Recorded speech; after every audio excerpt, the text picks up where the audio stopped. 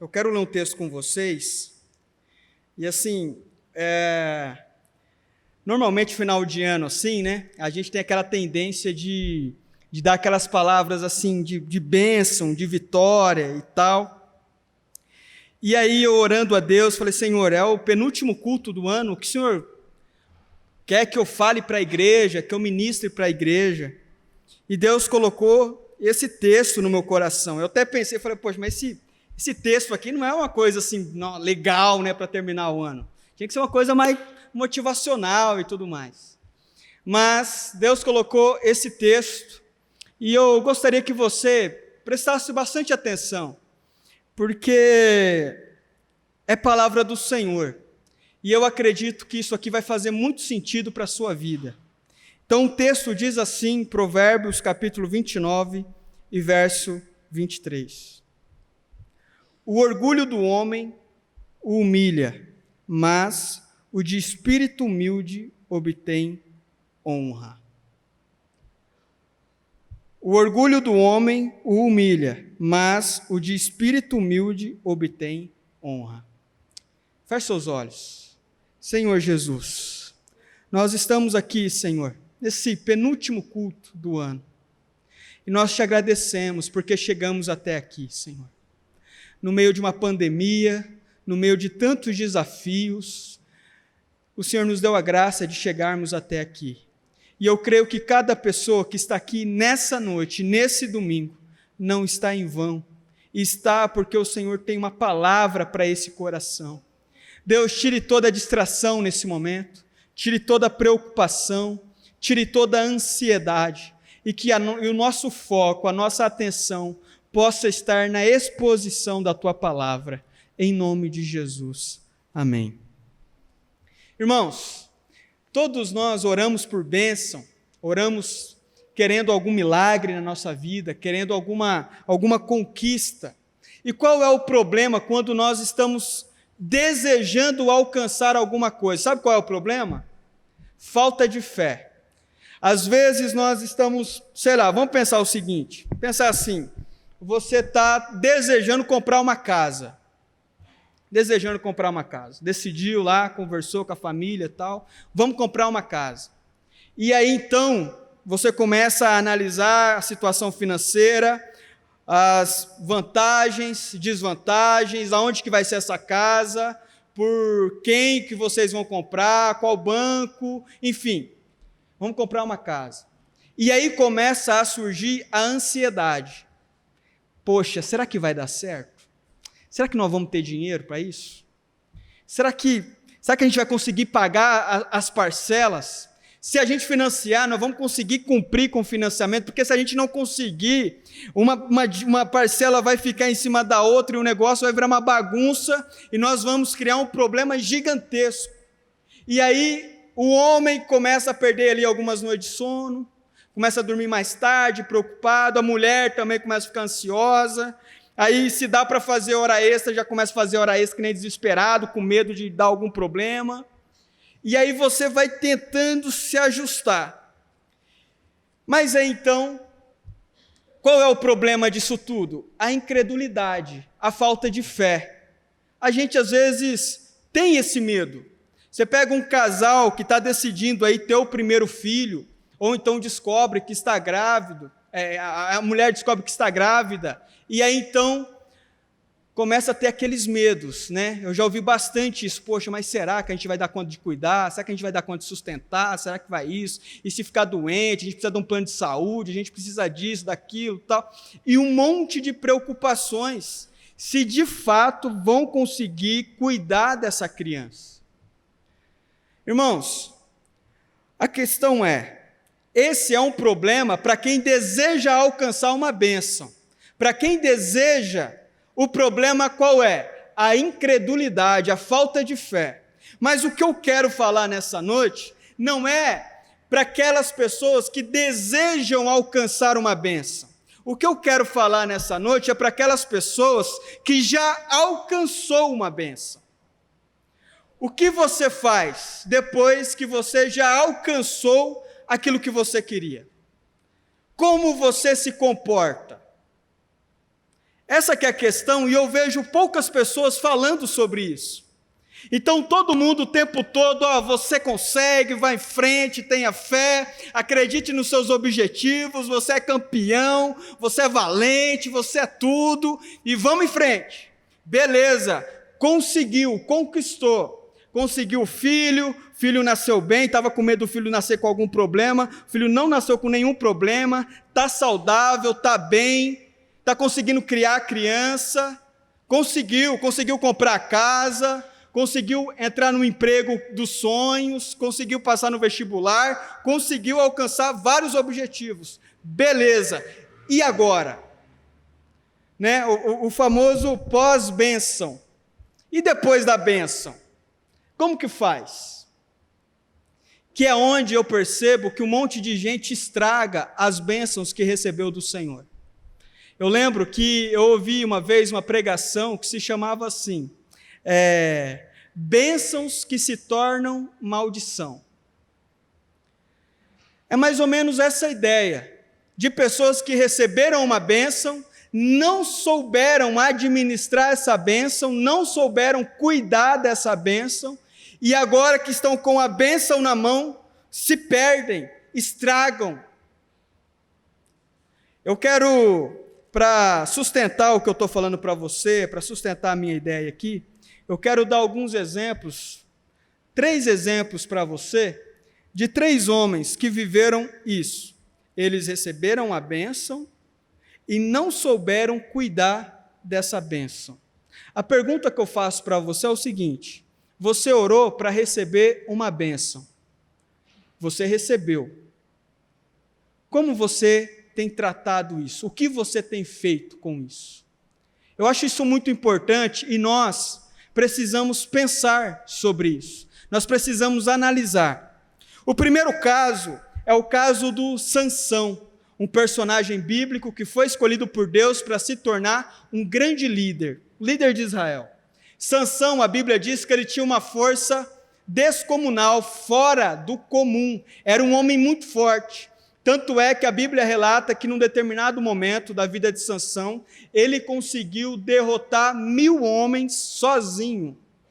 Era um homem que tinha uma força fora do normal. A Bíblia diz que num determinado momento também, Sansão pegou um leão novo e o leão atacou ele. Ele pegou esse leão pela boca e ele rasga o leão pelo meio. Coisa normal para nós, né, gente? Nem qualquer um de nós consegue dar uma rasgadinha no leão, né? Sansão era esse homem. Ele tinha essa capacidade.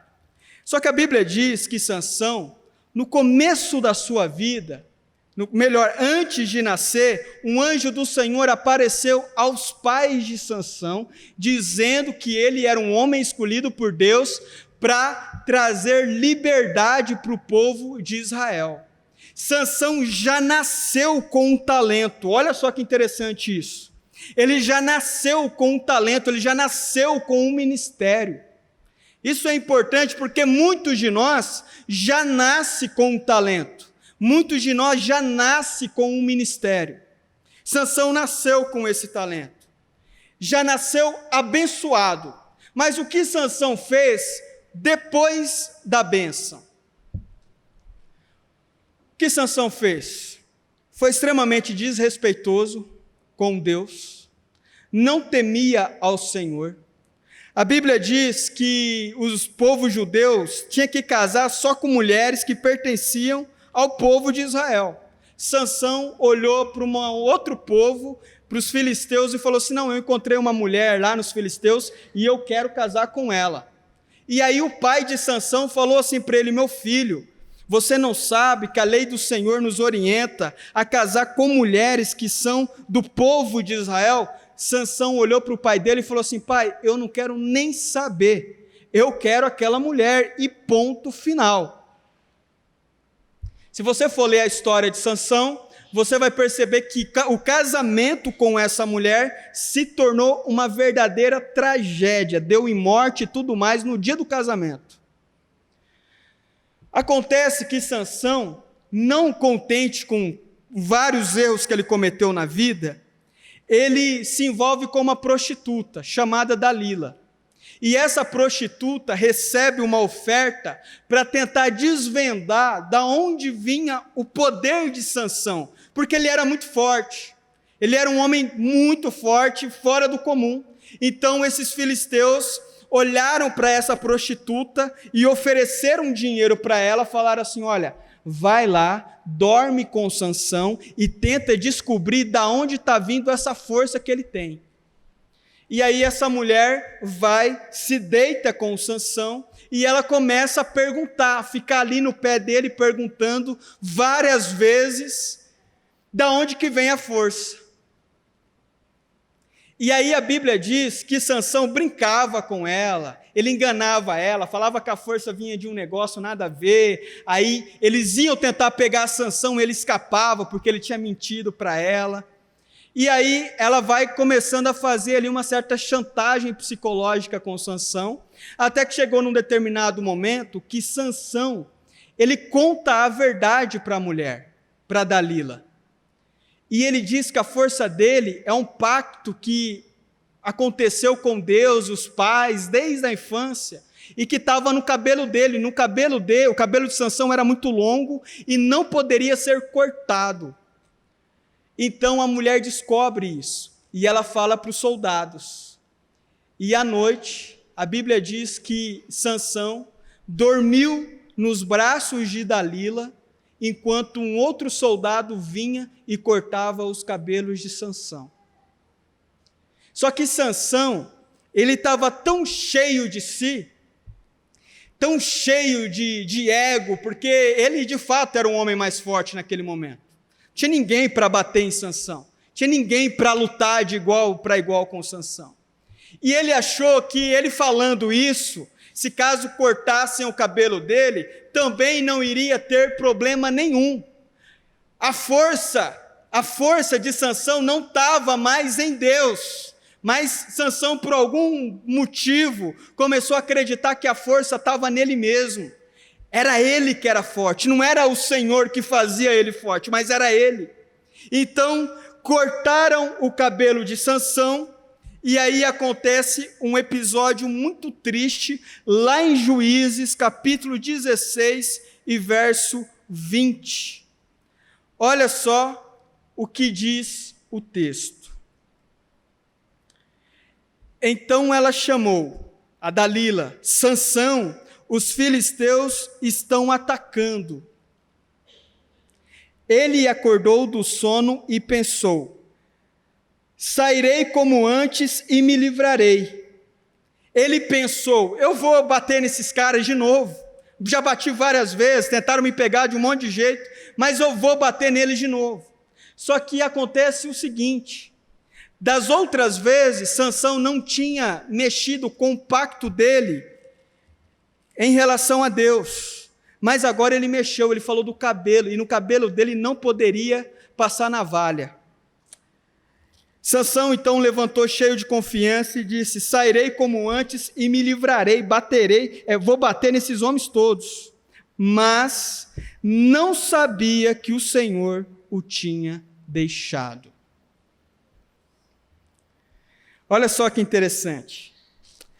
Aí, os filisteus o prenderam, furaram os seus olhos e levaram para Gaza, que era uma outra cidade.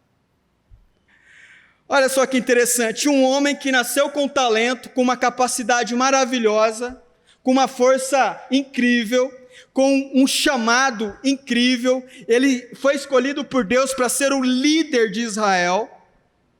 E agora, por causa da sua soberba, depois de receber essa tão grande bênção de Deus, ele começou a se perder durante a vida, durante os anos, a ponto dele achar que ele não precisava ser fiel a Deus. Ele poderia ser forte sem Deus.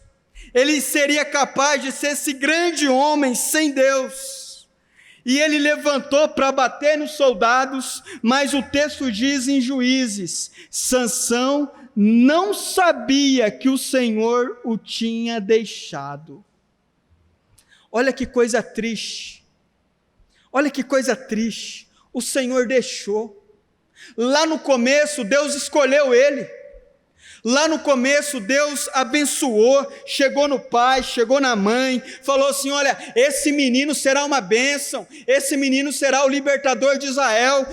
Derramou uma unção especial sobre a vida de Sansão, mas Sansão não soube valorizar. Eu pergunto a você, você tem valorizado aquilo que Deus colocou na sua mão? As bênçãos que Deus colocou na sua mão? Vamos para o segundo caso. Agora eu quero falar com você de um outro homem chamado Saul, o primeiro rei da história de Israel. Saul. A Bíblia diz que Saul era um homem muito alto e ele era um homem muito bonito. Muito bonito. Diz que a altura de Saul diante dos outros homens de Israel era perceptível, ele se destacava, estavam todos os homens juntos e Saul estava acima, dava para ver Saul de longe. Ele era um homem alto, vistoso, bonito.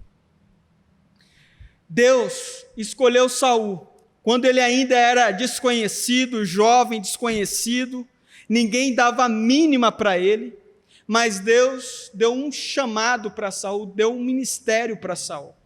E deu a honra de Saul entrar para a história como o primeiro rei de Israel. Ele se torna rei de Israel. E Saul começa bem o seu reinado. Ele sai de ser um homem simples, humilde, e agora ele se torna rei, um homem poderoso, respeitado, cheio de regalias.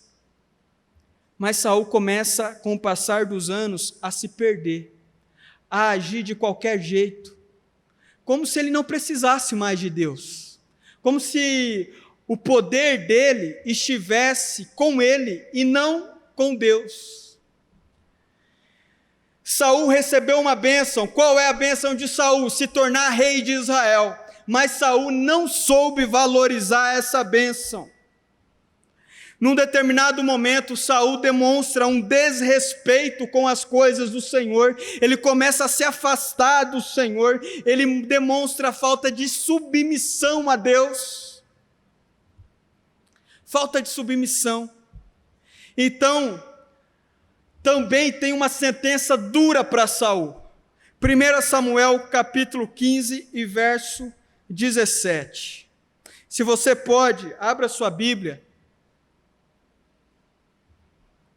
1 Samuel capítulo 15 e verso 17. Olha só o que diz o texto.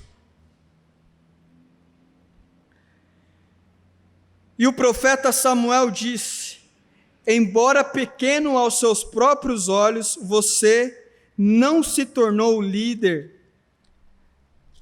Deixa eu começar de novo.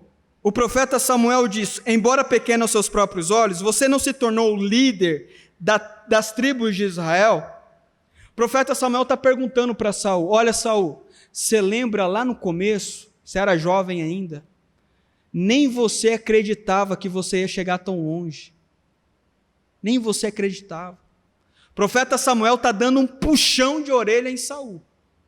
Nem você acreditava, rapaz. Você era uma pessoa insignificante, você era uma pessoa que ninguém dava mínima para você, você era uma pessoa que ninguém acreditava em você, mas Deus, bondoso que é, te escolheu para entrar para a história como o primeiro rei de Israel, e você agora demonstra irresponsabilidade, falta de temor, falta de amor a Deus. Olha só o que continua dizendo no verso 17, capítulo 15, verso 17. O Senhor ungiu como rei sobre Israel. Deus colocou Saul quando ele ainda era desconhecido, insignificante, e deu para Saul um grande ministério, se tornar rei de Israel. Olha só agora, no capítulo 15 ainda, no verso 23. Olha o que o profeta Samuel diz para Saul. A minha versão é a NVI, nova versão internacional. Diz assim: pois a rebeldia é como o pecado da feitiçaria, e a arrogância como o mal da idolatria. Assim como você rejeitou a palavra do Senhor, ele o rejeitou como rei. Tinha tudo para dar certo. Foi abençoado. Recebeu a bênção estava lá na mão dele, ele recebeu a bênção.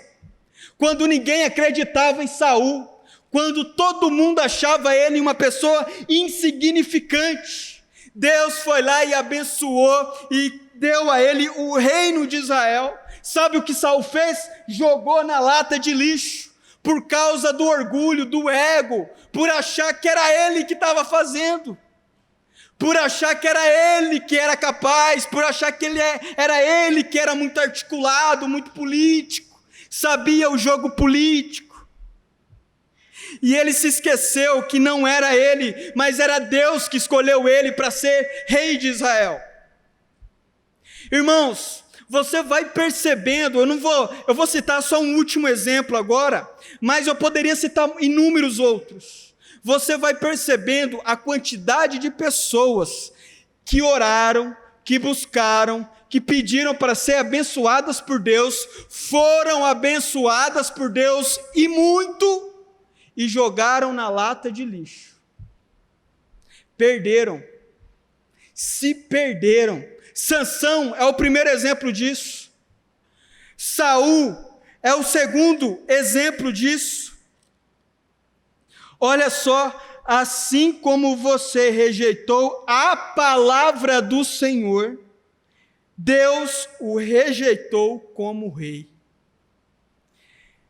Se a gente for lendo a história de Saul em 1 Samuel, você vai ver que Samuel dá umas palavras mais pesadas ainda para Saul. Ele diz assim: olha, Deus tirou o seu reino e vai dar para alguém melhor do que você. Estava com a faca e o queijo na mão, jogou a oportunidade fora. Era rei, era o homem mais poderoso da nação, jogou a oportunidade fora. Por causa do quê? Da arrogância, da soberba. E nós vamos falar sobre isso. Segura aí, irmãos, estão acompanhando o raciocínio, amém? Amém. Segura aí. Tem um último exemplo agora, antes de eu entrar numa parte mais prática da mensagem aqui. Nabucodonosor, o rei do Império Babilônico. Esse sim, o homem mais poderoso do mundo antigo naquele momento. Nabucodonosor. Falava-se o nome Nabucodonosor e as pessoas de outros povos tremiam nas cadeiras. Era um homem muito poderoso, tinha um exército imenso. E Nabucodonosor também foi abençoado por Deus de ter o privilégio de se tornar o homem mais poderoso do mundo antigo. Só que num determinado momento, Nabucodonosor se perde também. Ele se perde. Olha só o que diz lá em Daniel, capítulo 4 e verso 29. Se você pode, abre em Daniel, capítulo 4 e verso 29. Nabucodonosor agora, nós vamos ver um pouco sobre esse homem. Eu não vou me aprofundar em nenhum deles, irmãos, porque senão ia tomar muito tempo. Estou dando aqui apenas uma pincelada para que vocês entendam o meu raciocínio. Olha só o que diz. Daniel, capítulo 4 e verso 29. 12 meses depois, quando o rei Nabucodonosor estava andando no terraço do palácio real da Babilônia, disse: acaso não é esta a grande Babilônia que eu construí como capital do meu reino? Olha só a soberba já, a arrogância. Ele estava muito poderoso de fato, ele era um homem muito poderoso. E aí, olha o discurso dele. Acaso não é esta a grande Babilônia que eu construí como capital do meu reino? Com o meu enorme poder e para a glória da minha majestade, meu irmão. Olha, falar para você, você quer arranjar problema na sua vida, começa a ser soberbo. Comece a ser arrogante. Você não vai arrumar problema com pessoas. Talvez você arrume com algumas, mas você vai arrumar problemas com Deus. Nabucodonosor estava todo cheio de si, confiante. E aí ele dá essa fala. Então, olha só o que diz no verso 31, capítulo 4 e verso 31.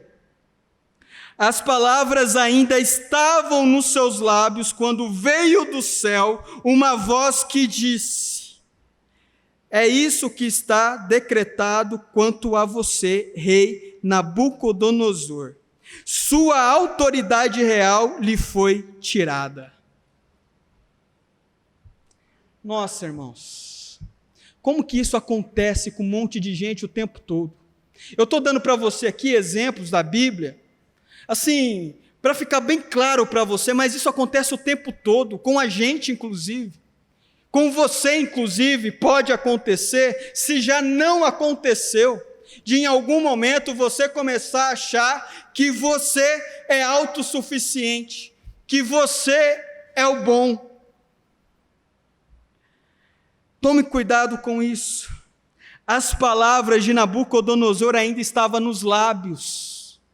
Quando veio a palavra do Senhor a ele, disse: sua autoridade real lhe foi tirada.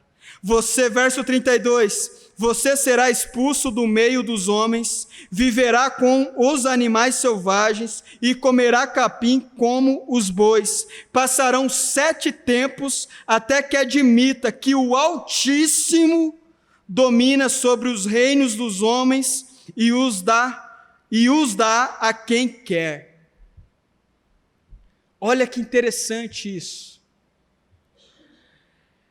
Eu sou o cara. Eu sou bom. Não há ninguém tão bom quanto eu.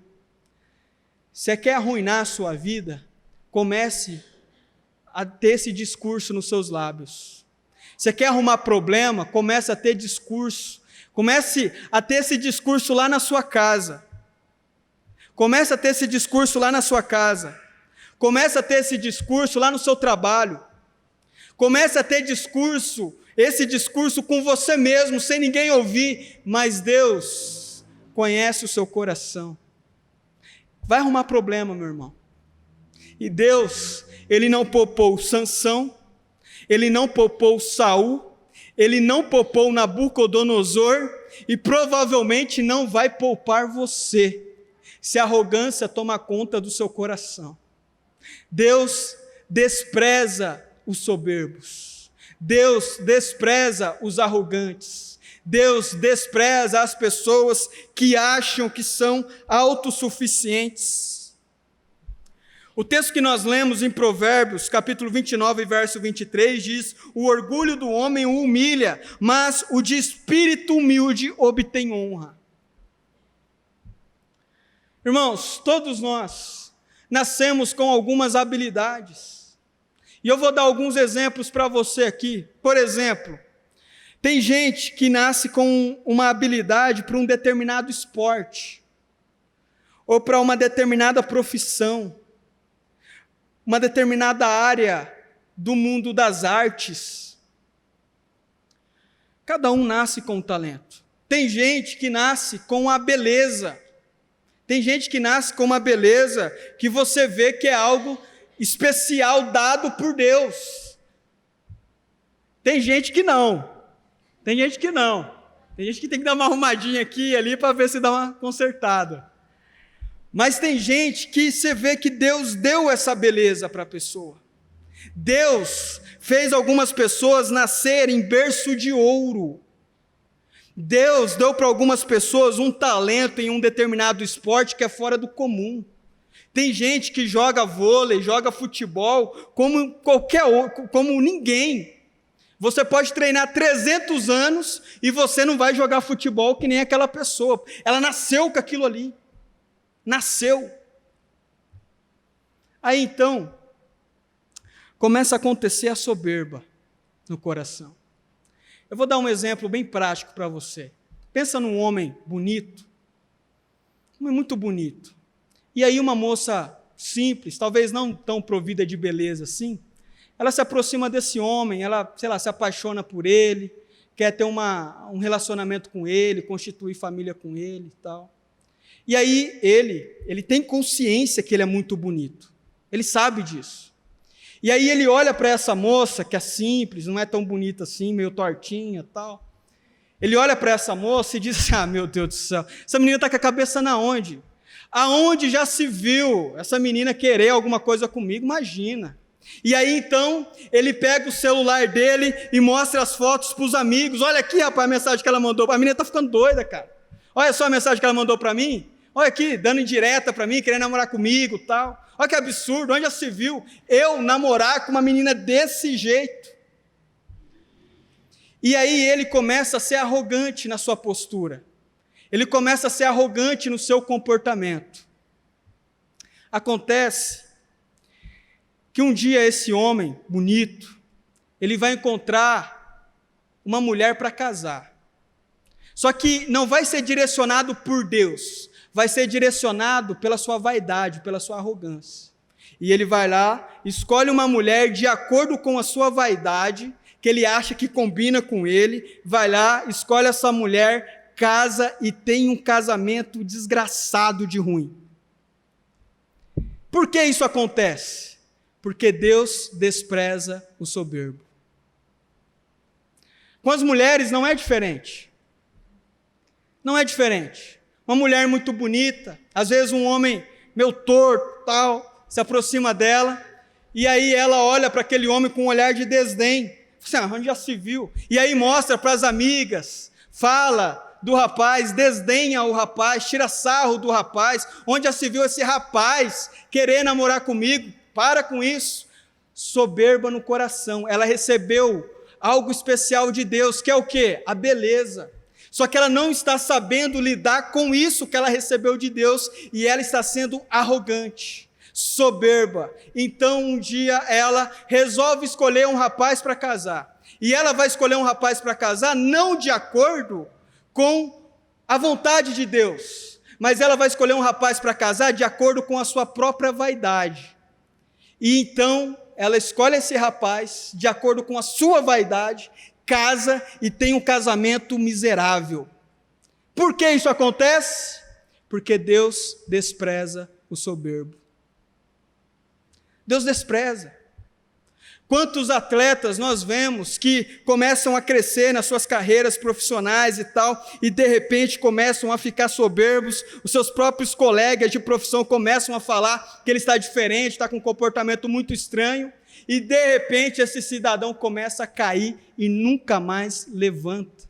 Por que isso acontece? Porque Deus despreza o soberbo. Deus despreza o soberbo. E nós precisamos, irmãos, ficar atentos àquilo que Deus deu para você. Qual foi a habilidade que Deus deu para você? Você toca, você canta, você pratica um esporte, você tem uma profissão onde você sabe que você é bom e por isso você desdenha de outras pessoas. Você faz comentários maldosos de outras pessoas que não receberam o talento que você recebeu, que não receberam o dom que você recebeu. Você tem uma qualidade artística incrível. Você tem uma intelectualidade incrível, as pessoas admiram a sua inteligência. Você tem uma capacidade de mexer com elétrica, você tem uma capacidade de mexer com crianças, com adolescentes, fora do comum, ninguém é como você. Mas então, o que acontece? Essa pessoa, ela fica soberba. Adolescente se torna soberbo. Ele é bom em uma determinada coisa e ele desdenha dos outros adolescentes, porque os outros não são bons quanto ele. Jovens, a mesma coisa. E você vai ver ao longo dos anos, Deus trabalhando nessas pessoas. E em muitos momentos, Deus, para trabalhar no caráter dessas pessoas, vai ter que levar elas no pó. Para elas aprender que o que elas têm é graça de Deus, não vem delas. Mas isso parece uma coisa tão simples, mas às vezes nós cometemos esse erro. Deus te deu uma bênção, e todos nós aqui, irmãos, eu tenho certeza que você recebeu muitas bênçãos na sua vida já. Tem gente que orou muito para namorar, conseguiu namorar, orou muito para casar, está casado, orou muito para ter um filho, está com filho, orou muito para o filho nascer saudável, está com o filho saudável, orou muito para um monte de coisa. Orou muito para ter um emprego, está com um emprego, orou muito para passar numa prova, passou na prova, orou muito para... Deus abençoa o tempo todo. A questão é, como está o seu coração diante dessas conquistas? Como está o seu coração diante dessas vantagens que você tem recebido? Porque em um determinado momento são vantagens mesmo, é Deus abençoando a sua vida de um jeito especial. Você está com vantagem em relação a outras pessoas. Sansão tinha uma vantagem física em relação a todos os outros homens da época. Saul, o primeiro rei de Israel, tinha uma vantagem política em relação a todos os outros homens. Nabucodonosor, do mesmo modo, você, do mesmo modo, Deus vai abençoar a sua vida, tem abençoado a sua vida, tem dado inúmeras vantagens para você, e eu pergunto, o que você tem feito com essas vantagens? Como está o seu coração em relação a essas vantagens? Você olha para o outro com desprezo e fala assim, ó, fulano, ó, é burro, por isso que não consegue ir para lugar nenhum.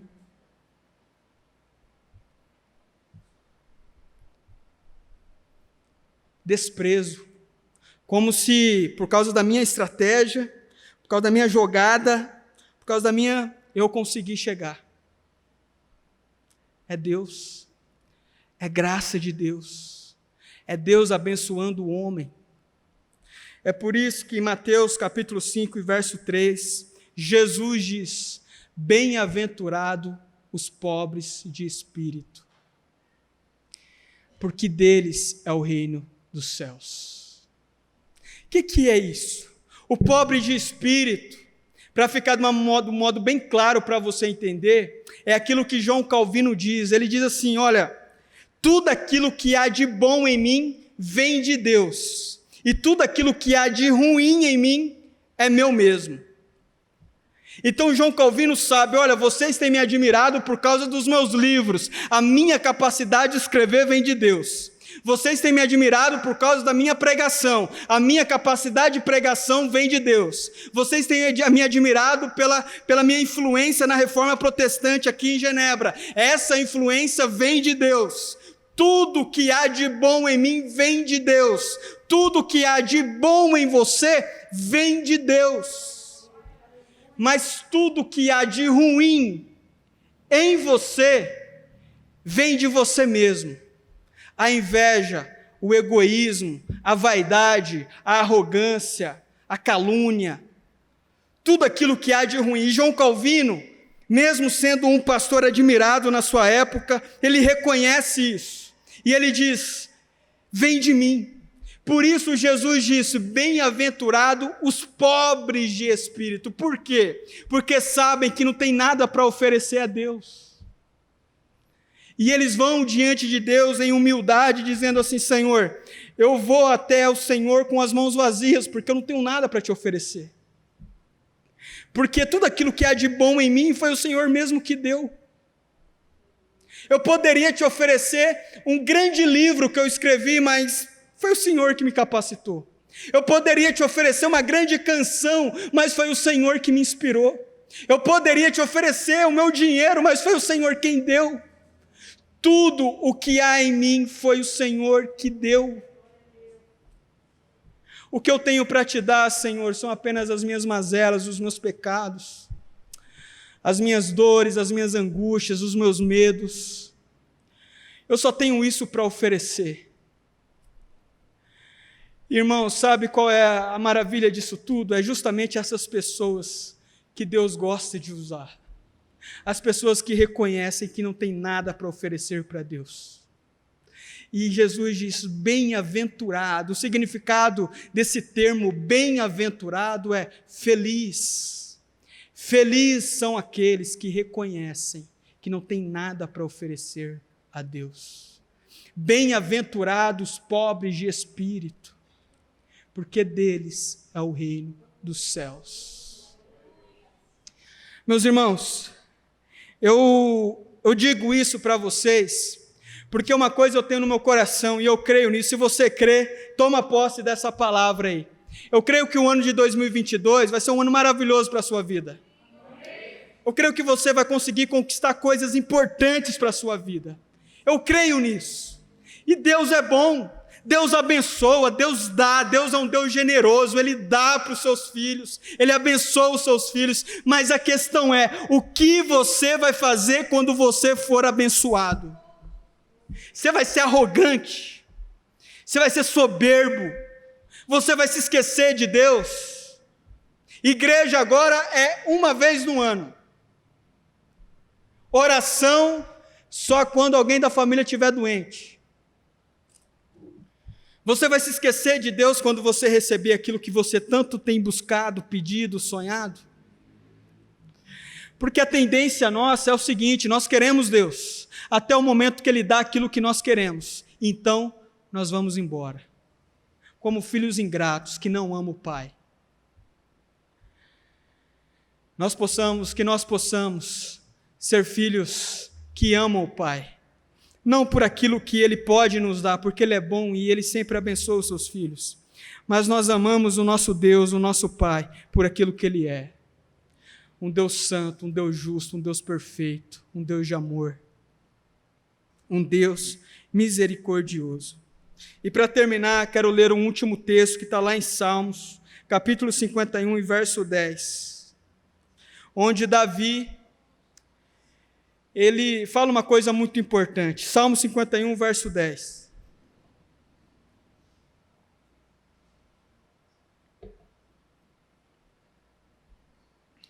Cria em mim um coração puro, ó Deus, e renova dentro de mim um espírito estável ou inabalável. Não me expulses da tua presença, nem tires de mim o teu Espírito Santo. Davi, aqui ele já é rei, um homem muito poderoso, e ele diz para Deus: Senhor, não tire de mim o teu Espírito, porque eu sei que sem o teu Espírito na minha vida, eu não sou nada. Sem o teu Espírito na minha vida, eu estou fadado ao fracasso. Se o Senhor retirar a tua bênção da minha vida, a tua graça da minha vida, eu estou enrolado. Não retires de mim. E cria em mim um coração puro. Sabe o que você precisa pedir para esse ano de 2022? Já que eu creio que você vai receber muitas bênçãos na sua vida, mas sabe qual é uma oração que talvez você precisa começar a fazer? Pedir um coração puro para Deus. Pedir um coração puro, coisa que muita gente não está pedindo, coisa que muita gente não dá a mínima. As pessoas estão pedindo de tudo, como se Deus fosse de fato um Papai Noel, pedindo carro, casa, emprego, relacionamento, pedindo faculdade, pedindo de tudo para Deus. Mas quantas são as pessoas que têm pedido um coração puro, como Davi fez? Cria em mim um coração puro, ó Deus, e renova dentro de mim, coloca dentro de mim um espírito inabalável que confia no Senhor. É isso que eu peço a Ti, ó Deus. Verso 11, não me tire da Tua presença, eu não quero sair da Tua presença.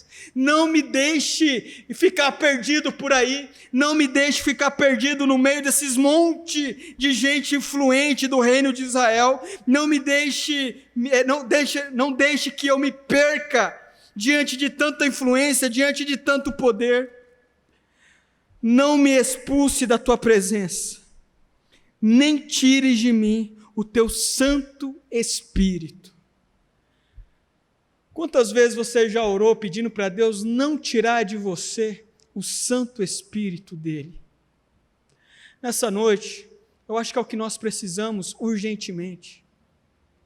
Nós precisamos dessa graça de Deus, porque sem o Santo Espírito de Deus nós estamos enrolados. E eu creio que o ano de 2022, eu falarei sobre isso no próximo culto do dia 31, aí sim vai ser uma palavra diferente, mas eu senti forte no meu coração de dar esse alerta. E se você é uma pessoa esperta, que você possa ouvir atentamente o que Deus está dizendo para você nessa noite. Olha só, Provérbios capítulo 29 e verso 23. O orgulho do homem o humilha, mas o de espírito humilde obtém honra. Coloque-se de pé, vamos fazer uma oração.